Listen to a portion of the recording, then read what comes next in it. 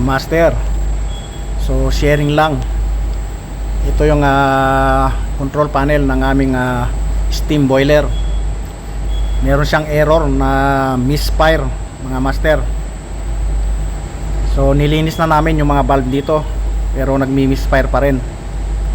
Kaya ang ginawa ko, pinalitan ko na yung controller, mga master. Ito.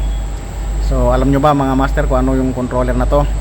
Ito yung tinatawag na burner control or oil burner control. Sa mga boiler lang talaga ginagamit to. Okay, mga master, so sharing lang, lalong lalo na sa mga bagong electrician na hindi pa nakakita ng ganito. Okay, so ayan na nga, mga master. So okay na siya, hindi na siya nagmi-misfire, hindi na nagbibigay ng error doon sa control panel. So doon lang ang problema, mga master. Okay, ganun lang. Thank you for watching.